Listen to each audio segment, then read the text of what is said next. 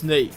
Charles de Gaulle once said, "The Dreamcast is full of indispensable games." Before hitting the hat 6 times to kick off the Axis Allies World Tour in the Berlin Olympic Stadium, with Stalin on the bass, Hirohito on the keyboard, Mustache Painter on the guitar, and Churchill on the vocals. Okay, that is probably not how it went and that is probably not what he said, but the point is, there are a lot of hidden gems in the Dreamcast's catalog, including one of Atlus's most bizarre titles. Released in 1999, Maken X is a first-person hack-and-slash game where players can assume control of different characters throughout the story with a game mechanic named brainjacking, in which players possess the body of a character. No. Out of my head, you cursed game! The game was conceptualized during the development of Persona 2, and the choice of the hack-and-slash genre was due to the Atlus staff's wish to branch out of the Shin Megami Tensei style, after almost solely working on turn-based RPGs since the foundation of the company. Maken X was Atlus's first fully voiced game and the first game directed by Katsura Hashino, director of Persona 3, 5, Catherine, and Metaphor. Maken X takes place in the near future, where the world has spiraled into chaos, with natural disasters, the European Union collapsing, and the escalating tensions between China and the United States. Oh god. 2 factions fight to decide the fate of Earth. The Fukenshi, called Blade Masters in the English dub, a society that has the purpose of maintaining order and defending humanity, and the Sangyokai, former Fukenshi that felt that their purpose was useless and served Mr. Meteor, also called Geist in the English dub. The main villain was formerly a guardian of Earth and the founder of the Fukenshi. I kinda get it why they were renamed Blade Masters in the English dub. The leader of the Blade Masters, Lee Fusho, sensing the betrayal of Mr. Meteor, created the Kanazawa Research Institute, which had the purpose of researching how to develop a copy of Mr. Meteor, Maken, in order to fight back Mr. Meteor's mind control powers with more mind control powers. The only thing that can stop a bad guy with mind control powers is a good guy with mind control powers. Just as Maken awakens, the Institute comes under attack from the Sangyokai and take the director with them. His daughter, Kei Sagami, is chosen by Maken to wield its power and go through a hell of a growing pain. She now has to accept that she has the responsibility to save humanity all by herself, sacrificing her will and desires for the greater good, while Geist, is trying to restart humanity from scratch by controlling their thoughts to remove all the negative aspects of humanity, and thus achieving human instrumentality. Happiness. Maken should then travel the world, fighting different enemies on its path to defeat or side with Mr. Meteor for the future of humanity. Maken X is a noticeably experimental title, which makes sense as the Dreamcast had a lot of experimental games on its catalog, and Atlus themselves said that they were trying something new for the console. First-person hack-and-slash games are rare, but first-person hack-and-slash games where your character flips over enemies are even rarer. One of the complaints that players had at the time of Maken X's release was that the first-person perspective caused them to feel motion sick. As a first-person shooter connoisseur that I am, I thought, these guys sound like babies, but after my first jump over an enemy, I got it. It's one of those things that eventually you get used to, but it feels really disorienting for the first few minutes playing the game.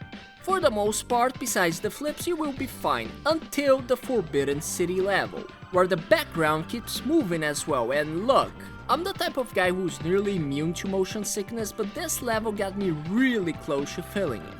In Maken X you move and aim with the same stick, as remember, this is a Dreamcast game, and this can be tricky during combat.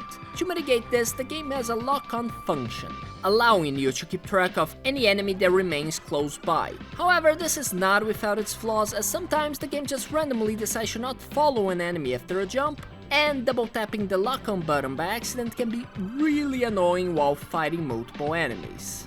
locking onto enemies also makes it so you can sidestep attacks, as your character will always keep track of the enemy, making it so you can freely move during combat. Locking onto enemies also makes blocking easier. As you block an enemy attack, you have to press back while looking at them, and this can be finicky if you're somehow not looking perfectly straight at them. Also, blocking doesn't stop projectiles, so you either sidestep, jump over, or deflect them by attacking at the right time. Overall, while you can block enemy attacks, you want to mostly sidestep or jump over them, as this leads to easy critical hits. Every enemy has a critical hit spot, most of them on their backs, but sometimes on their sides, and you will need to figure out the best way to dodge each attack because there are no continues or checkpoints in this game. You die and you go back to the start of the stage. Besides regular attacks, you can also charge up specials at the cost of a portion of your health to unleash powerful abilities on enemies. Specials, however, are kinda bad, as getting hit while charging them causes the startup to cancel while still costing health. As you progress through the story, you unlock new characters through brainjack.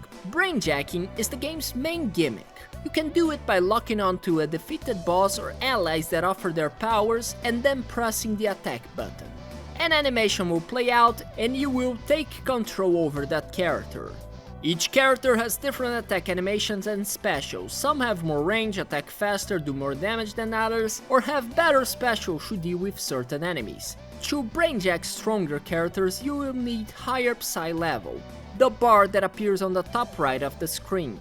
To increase your Psy level, you need to pick up orbs that dropped from defeated enemies. After you brainjack different characters, you can change back to the previous one by going over the stages and finding them under the brainjacking section. You can perform this as many times as you'd like, as swapping characters is an essential mechanic to enter certain areas. In some maps you will find access points which require you to control specific characters to unlock them, and entering these areas is necessary to achieve different endings. The game takes place in multiple countries, with each stage being in a different important city, where you can find a Blade Master member or a Hake member, members of the world's elite that sided with Mr. Meteor and serve as field commanders of the Sangyokai, with each one of them representing a trigram of the Taoist concept Bagua, the 8 symbols intended to represent the nature of reality. You've got Hong Kong, Moscow, Athens, Amsterdam, Istanbul, Lisbon, the middle of absolutely bumfuck nowhere, somewhere in the portion of the Amazon forest that is in Brazil. Come to Brazil, among others. The hake that you can control are based on historical or literary figures relevant to the country's stage, such as Daru being based on Dracula, Andrei being based on the Russian serial killer Andrei Chkatila, Archbishop Ray, who commands his followers to now, being based on Gilles de Rais, a knight who was a companion in arms of Jeanne d'Arc, an infamous serial killer, Marguerite being based on Marguerite Fonende, and so on. And although he is not a hake and not controllable, what is the deal with Dr. Guinness going to Brazil? Surely we aren't referencing a certain scientist who was friends with a painter and snuck into Brazil with the help of a tunnel for rodents organized by a certain institution that starts with a C and ends with an A, and died after suffering a stroke while swimming off the coast of a small city in the southeast portion of Brazil. Surely we aren't referencing that, right? Speaking of which, let's not kid ourselves, we all know Marguerite was rejected from art school. The Japanese version doesn't even sugarcoat it and just throws swastikas everywhere. Also, after defeating her, in the English version, the cutscene that plays after has Kei questioning Maken if they would fight someone that they loved if they really had to. It's a decent question, right? Well, in the Japanese version, however, Kei asks if the player agrees with Marguerite's racial supremacy ideals. What the fuck? Regardless, even with the censorship for the international release, it is very obvious. Not only the color schemes and this imitation of the Reichsadler coat of arms absolutely give it away, but the enemies that Surfer clearly wear Hugo Boss and suspiciously shaped helmets. Just swapping the symbol for a kanji isn't really fooling anyone. I gotta say though that the enemy designs are fantastic. Granted, it was to be expected considering that Kazuma Kaneko was the art director. The enemies are all people who were mutated by viruses to fulfill certain functions with the Sangyokai. The cannons had their arms mutated into this dragon-shaped cannon, the dancers had their legs turned into arms to operate their lion dance costumes by themselves, and the messianic believers became intertwined with the weird mannequin dolls. Now, I don't know what Turkey and Greece did to deserve this, but they are definitely the ones that got the freakiest enemies to invade them. The Istanbul level in particular takes place in a mental hospital and feels like a Silent Hill level. The freaky legion deployed to these poor countries consists of golems and Iron Maidens. Both were created from victims of a petrifying disease created by Daru, and were personally tortured by him into the state that you see them in. The golems are made from two old friends stayed together. A bigger one wields a cleaver, while the smaller one has a blowgun. And the Iron Maidens were women thrown into the torture devices, and now you see their impaled bodies only when the creatures attack you. The music is mostly electronic with techno, industrial and drum and bass elements. The tracks have a sense of urgency to them that reinforce the idea that you're racing against time to save the world. Some tracks are better than others, but the only one that really bothered me was the one that plays in the Forbidden City. It just keeps playing this synth loop with oscillating pitch that is supposed to sound like a mantra, and it goes way too well with the background constantly spinning. So well in fact that I began transcending, almost like I was in the stage myself. That means that I was about to puke.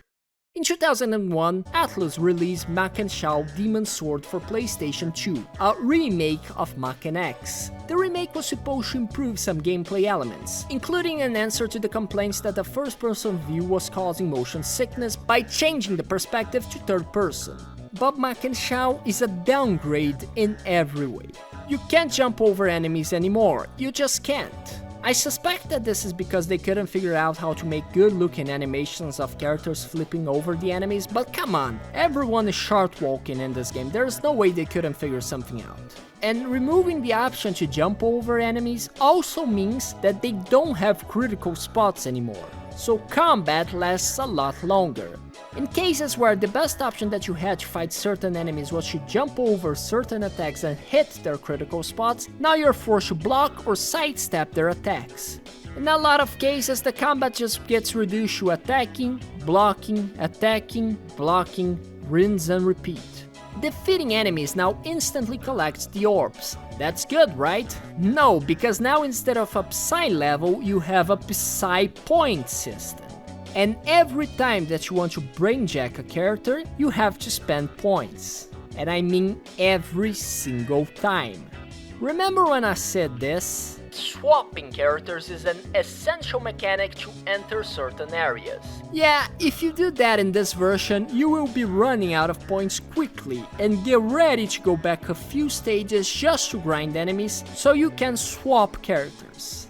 On top of that, characters now have unique command moves, and specials have their own bar, not costing health anymore. That sounds good, right? No, because there's also a new meter, the Synchro meter. And this one is individual to each character and only charges up whenever you defeat an enemy. To unlock each character's abilities, you have to reach a certain threshold of Synchro, with 100% being the one required to unlock the specials. So forget all about choosing characters for their special to deal with annoying enemies. You will have to grind their Synchro first. The game punishes you for utilizing one of its mechanics. It's just mind-blowing.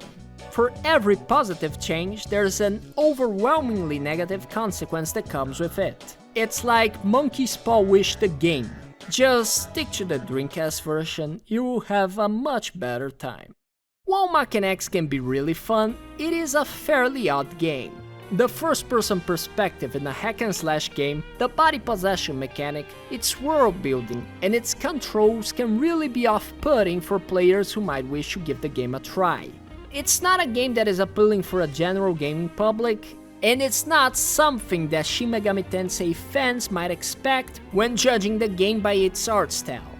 Its experimental nature combined with the fact that it was a Dreamcast exclusive game with a poor PS2 adaptation released during the early life cycle of Sony's console trimmed down Maken X's niche severely, causing it to fall into the realm of forgotten games. While it has clear flaws, Maken X is still a surprisingly fun game once you give it some time. Its weirdly eerie atmosphere and the combat start to grow on you as you advance the story. It's not a game for everyone, but still interesting enough to give it a try. If you liked the video, please like, subscribe and leave a comment. And thanks for watching, and I'll see you in the next one.